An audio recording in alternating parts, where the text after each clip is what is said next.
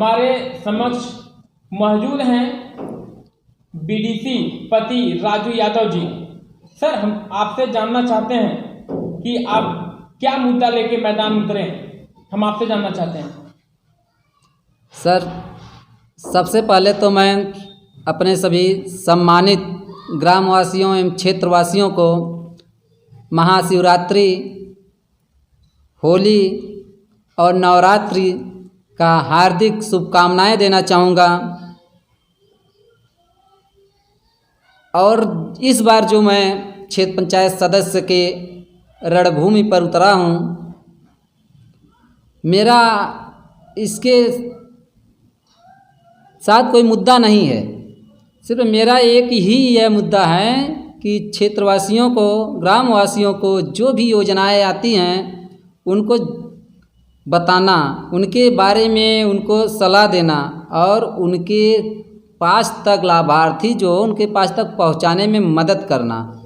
क्योंकि पिछले 5 वर्ष तक मैं बीडीसी और क्षेत्र पंचायत क्षेत्र में रहा और रहकर देखा, अच्छे ढंग से देखा कि काम ही करना बड़ी बहादुरी नहीं है, उन लोगों को जागरूक करना और जागरूक के साथ साथ उस योजना के बारे में बताकर और वो योजना दिलाने से क्षेत्र और ग्राम में अगले पंचवर्षीय या फिर दोबारा वोट मांगने जाने में कितना लाभ और कितना फ़ायदा होता है, मैं स्वयं महसूस कर रहा हूँ। जैसा कि आपने फेसबुक पर भी शेयर किया है कि काम बोलता है, क्या कहना है इस पे सर आपका? हाँ सर, ये तो है ही। क्यों ऐसा है?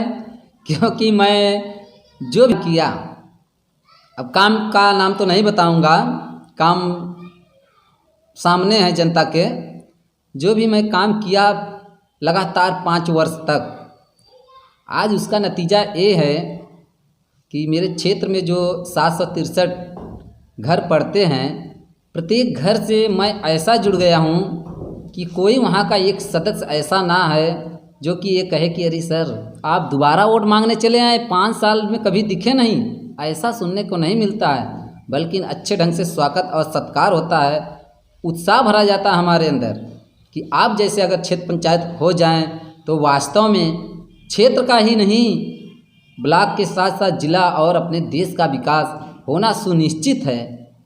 यह सम्मान हमको मिला। मैं पूरे अपने क्षेत्र पंचायत में गया और जनता के मुख से स्वयं सुना, एक दूसरे तीसरे के मुख से सुना कि आपका इतना नाम होता है जो भी आप काम किए हैं। तो यह सोचा, तो कल मैं शाम को स्वयं मोबाइल चला रहा था तो कुछ ऐसा मेरा काम था, वह काम पोस्ट करके मैं उस पर कमेंट भी किया कि वास्तव में अगर क्षेत्र में जाना है दोबारा चुनाव लड़ने के लिए तो कुछ ऐसा काम करिए जिसके कारण से आपको दोबारा अपमानित ना होना पड़े, बल्कि कई गुना वोट से जनता मूड बना ले जिताने को। ऐसा मेरे साथ हुआ, इसलिए मैं पोस्ट किया हूँ।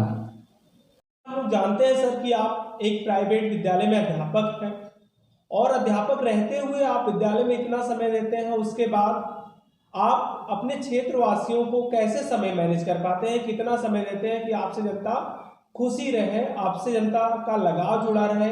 आप विद्यालय के बाद कब उनको समय देते हैं? आप इस चैनल के माध्यम से हम लोग को आप बताएं, लोगों तक अपनी बात पहुंचाएं। जी हाँ सर, आप तो बहुत अच्छा एक क्वेश्चन किए हैं। आपके चैनल के माध्यम से मैं ये बताना चाहूँगा कि मैं एक अध्यापक पद पर कार्यरत होते हुए अपने क्षेत्र पंचायत सदस्य में कैसे समय दे पाता हूँ।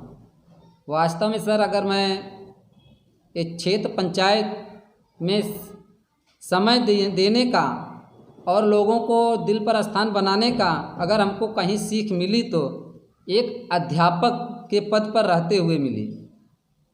अध्यापक एक ही ऐसा कड़ी होता है जो बच्चों को स्वयं सिखाता है कि समय कैसे मैनेज करना चाहिए और कम समय में अधिक से अधिक कार्य कैसे कर लेना चाहिए। एक अध्यापक से ही सीख मिलता है जिसको मैं स्वयं करता हूँ। और रह गई बात कब आप विद्यालय में समय देते हैं और कब आप अपने क्षेत्र में समय देते हैं, तो विद्यालय का समय जो है लगभग 4.5-5 घंटा मैं विद्यालय में समय ज़रूर देता हूँ।